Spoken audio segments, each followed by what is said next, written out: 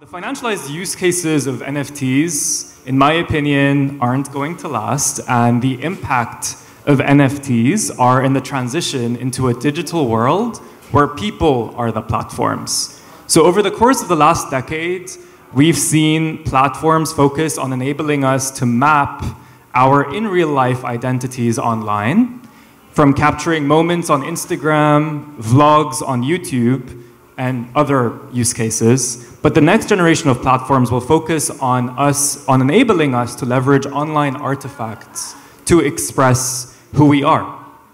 And powering a lot of this is the transition from Web 2 to Web 3, where Web 2 was one where our contributions and possessions are the platforms, not ours. To put it differently, imagine not being able to take the clothes that you're wearing, the posters you have on your wall, outside your room, because they're not really yours. People have to come into your room to see your posters and your clothes. But in Web 3, your contributions and collections are tied to you, much like the real world. So your clothes are attached to you, not the space you occupy, and your posters are yours. You can take them with you wherever you want, and people can see them wherever you go. And this has massive implications on how the next generation of platforms will be built. And it'll move us away from the default business model of advertising that misaligned incentives between platforms and their users. So NFTs allow us to rethink this model entirely. And I wanted to quickly introduce a major experiment that my startup Kudos has been involved with alongside a number of other companies in this space. It's an experiment focused on enabling people to buy digital real estate on promising sites. And the initiative is focused on rethinking how advertising might work in Web 3. The initiative hasn't launched, but I urge you to check it out on themodernbillboard.com. How's it going, everybody? Miguel from Nifty Gateway. So I wanted to feel the room really fast. I know it's NFT.NYC, but very quickly, show of hands, who actually owns an NFT? Who doesn't? Talk to me afterwards. We can change that really fast. But Nifty, we make it really easy to buy, sell, and store NFTs. And it's important to kind of ask that question, like, who actually owns an NFT, who doesn't? Because let's go back and take it back to crypto.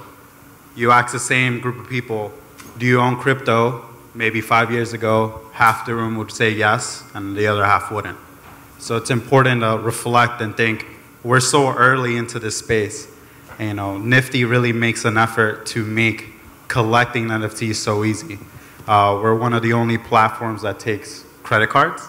So you can easily sign up on Nifty, look through the marketplace, and pick up an NFT using a credit card. And an important thing too is that Nifty started as a very centralized marketplace, meaning that we have a creative team who curated the NFTs, work with our artists to develop their what we call drops, or their collection of art. And we work towards now becoming an aggregator, meaning that we pull listings from the NFT space, put it on Nifty, you sign up, put in your credit card, and buy an NFT.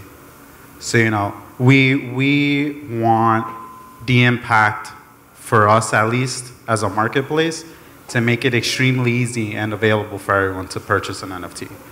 So as we continue to grow this space, it's really important to think back on, do you really think about the first time you purchased your NFT? Like, do you think about how the marketplace impacted your experience on, like, the NFT ecosystem in general? So, Nifty really tries to just avoid all of you to get rugged. And it's a difficult situation where, as a marketplace, you have a responsibility to make sure that the artists have the best intention coming on platform to continue to develop their own roadmap. We work with our artists to kind of develop their vision and their idea for what they're trying to bring to the ecosystem. So I would say that one of the most impactful things for the NFT space moving forward, and we're all here together in terms of just the NFT space, is that a community. So as community, each of these projects just bring to that roadmap, this is what we have planned out. This is what we're trying to accomplish. And then, we try to pull all of those creators and those projects back to us, saying, hey, come on a Nifty. It's a really easy onboarding experience.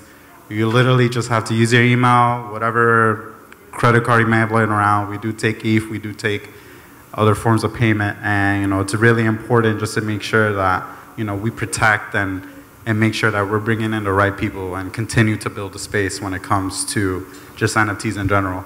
So, Nifty Gateway will continue to make strides in this effort, and, talk to me if you want to learn more about how to get started. I know I saw a couple hands go up that you guys don't own an NFT, but for sure, I think one of the most important things moving forward is community and making sure we're fostering those communities and from the marketplace perspective. Because, once you buy, you move forward. But just think about if this experience isn't the best, people won't come back. And that's true for anything, blockchain, crypto, the UI, the UX experience for folks, really needs to be top notch. And the only way we continue to grow as a marketplace is to hear all of you out, to see how better we could build a platform, how much better we can make that experience of getting that first NFT and sharing that experience with the whole community. So I'll leave it at that. You can follow us on Twitter and Instagram, Nifty Gateway, and then for sure there's a QR code to join our Discord. We're very newbie friendly, so feel free to ask questions and talk to me afterwards. Any Bored Apes in the house this morning? A couple? All right. I love it. It's my people. I'm going to start with two questions that I'll hopefully be able to answer in the rest of my talk. And the first one is, how is this technology changing the way that we navigate and interact with the world around us? And how is this technology changing the way we create change in the world around us? And at Creator Labs, I make it a point to not just work with companies that are innovating, but those that are taking a proactive approach to meaningful change. This is some of the projects that we're working with currently. You could take Digigo and the new age of multi-dimensional NFTs. NFTs that live and breathe before you.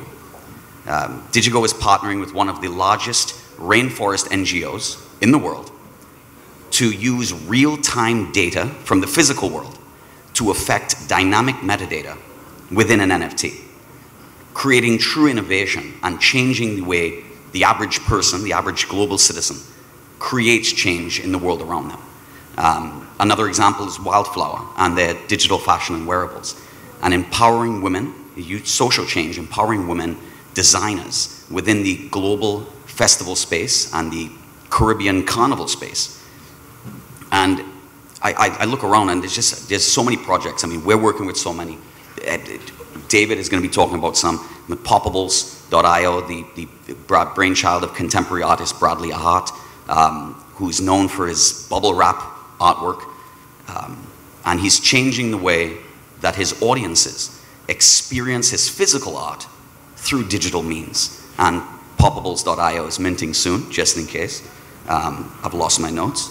But Painter.io, Painter.XYZ, sorry, is hand-painted in real-life brushstrokes combined with machine learning and AI to change the way that we look at art, to change the way that we look at technology. Technology is a very cold industrial word, and art is a very warm and sometimes enchanting word. And so we want to meld those two worlds and create something truly unique for the collector.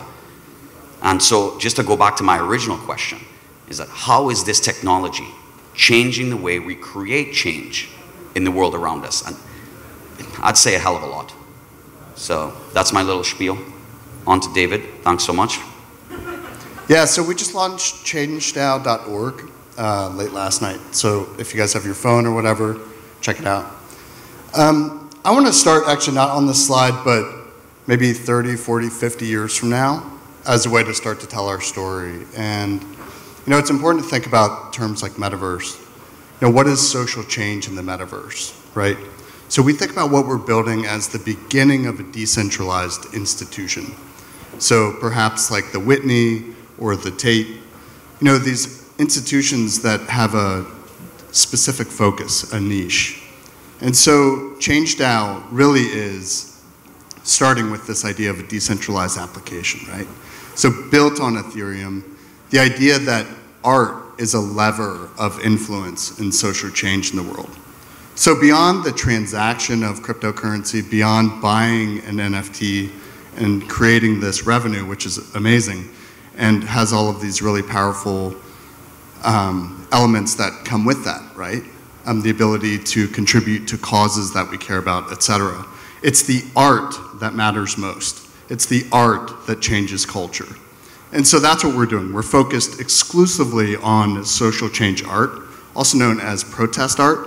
Guernica is a fantastic piece by Pablo Picasso. That was a great example of this. And so another element, of course, is the cryptocurrency side. So we're really pleased to introduce what we're calling the Triple P NFT. And the Triple P NFT is people, planet, profit. So everyone knows that every NFT that we create will benefit a cause or do some social change in the world that will be enumerated and elevated, educated. Planet. So every NFT will be offset. So we're going to offset everything out of our own dev wallet. We're going to work with a partner to do that, and then everything will be on chain, open and transparent for our community to see. And then finally, profit. And profit to me is really important because artists, I feel, shouldn't feel like they need to tithe, right? For me, the art is always enough. The art is the change in the world. And so what we've done is started with a very low platform fee, as low as we can get it at the moment. And that way it gives the artists 98% to do with what they want. And so whether they want to donate to a cause or 10 causes or 100 causes or split it with other artist collaborators, it's really all up to them. And so that's how we're building ChangeDAO.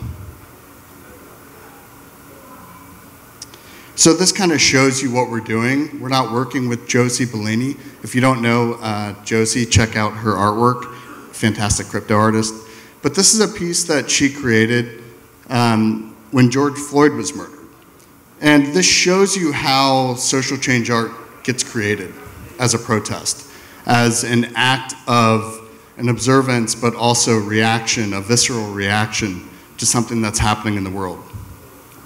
And how it unifies us, how it brings us together, how it becomes this symbol for our culture of that moment. So George Floyd was murdered May 25th. Josie creates the art for an event 5 days later in Chicago. She takes the poster.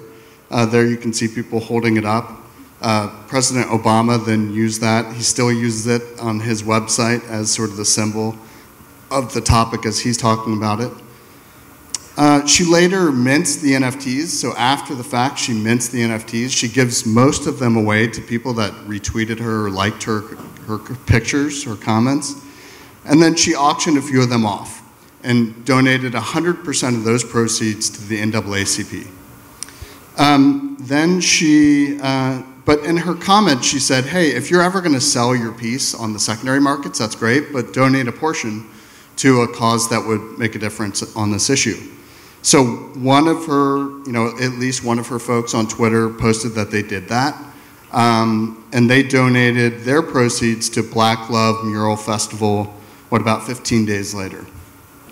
So now we're coming up to Sotheby's, right? So you guys know about this auction house, Sotheby's, and sure enough, her piece is fine art, and it's auctioned now at Sotheby's, so it's raised up to a new level of sort of the art world. And the owner of that piece, Pranksy, is donating 100% of those proceeds to UK Black Lives Matter. So this shows you how the power of social change art in the NFT world. So we're just connecting those dots for a curated set of artists that we're working with. Really, like the Coldies, the Imani's, the Brian Brinkmans, Josie's of the world. So that's sort of like the level of the change makers that we're reaching out to, but also organizations and then individuals like Edward Snowden would be a really good example of an individual that's not associated with a cause or nonprofit, may not even be an artist, but certainly has something to say. And then final slide here. So we just launched this today, and we have a lot to talk about with what we're doing. We're having an event tomorrow. You can learn about it on our Twitter, like a good morning coffee with a couple of crypto artists. And this is just a quick screenshot of our Genesis NFT. And we're actually not dropping it yet. So the entire month of November, we're focused on building our grassroots global community. And we're doing that by asking you to take a look at these 7 issues, 7 areas of social change in the world, and choose the one that matters to you, and then submit a short video. Camera phone is fine, just of you talking about the change you are either working on or want to create in the world. We'll choose 7 folks, 7 stories of social change, and those will be the first folks that are a part of our DAO. And what's beautiful is that when we do the drop, there will be 50% of all of the money that goes to Change DAO goes to a community wallet, which can only be accessed by the DAO, which means that those 7 folks could in fact have their project funded by the DAO as the first thing that, first example of the change that Change DAO is helping create in the world. So thanks a lot to my esteemed colleagues. I think that we have a few minutes here for any questions. Sure, so the question is, how did we set up the DAO? It's a really good question. We've spent a lot of brain surgery in the world of understanding DAOs. Started with a lot of listening to folks like Artblocks, Zapper, other founders that come from the entrepreneurial world like I do, who have a very clear vision for a product, to really understand their perspectives and how they're building their products. And then also listening to folks like Flamingo DAO, who have a very clear example, I think, of maybe what I would consider a pure DAO. And the way that we're articulating and communicating our DAO-like qualities and the way that we are a DAO is actually through what we've called a DAO transparency score that we'll show in our docs, that shows the community exactly where they are as a stakeholder. So if anyone's a consultant, we use the RACI model, or the RACI matrix, to show sort of the responsible, accountable, contributing, informed, on the different topics that matter. I'm sitting here listening to everyone and just reflecting back on the impact of, let's say, the old times of internet. I'm gonna age myself, like AOL Instant Messenger. Like we all had our screen names and we had our avatars and we would go chat in chat rooms and communities. You reflect now to where we are with NFTs. It's pretty much the same, We all have our names and we have avatars. Some people choose to be anonymous and some don't, but as we continue to buy into the NFT space, we have our own vision of how impactful it is for our own life. So to my panel mates, any reflections on just the impact, cultural, or wherever you see of NFTs? Because NFT use cases are only now just being explored, almost every project that comes my way or that friends tell me about seems completely new, something completely innovative, and it just reminds me, just keep building, just keep building, just keep building. The entire ecosystem from crypto to NFTs, I think is going to be, I think everybody in here might agree, is going to be a massive part of our future. From governance to identity to social to change, environmental, humanitarian. And I'm just proud to be part of that whole movement. And I just think it just keeps saying it. Just keep building, just keep building, just keep building. Because obviously with any journey, any building journey, there's going to be ups and downs, roadblocks, obstacles. But the community kind of has been keeping a lot of us going. So just keep building. Yeah, I think maybe just to reflect on the original vision of the internet and sort of how we're looping back to realizing that original vision. So, when the internet was born, it was built in a way that the creators imagined a space that was owned and run by the community that contributes to the internet. Early forums were very much spaces that enabled us to build community, and we owned the forum. And what happened over the course of the last decade was, because of the misaligned incentives on the internet, platforms started to take our contributions, kind of keep them within walled gardens, and monetized it to no end. And so we're currently at an inflection point whereby NFTs and kind of this idea of Web3 is enabling us to reclaim the original vision of the internet, whereby our platforms are truly community owned. And so I think the core of this conversation is digital ownership opens up opportunities for us to reclaim the original vision of the internet. And so everyone in this room, everyone on this panel is a part of this massive inflection point that will allow us to make the internet a better place.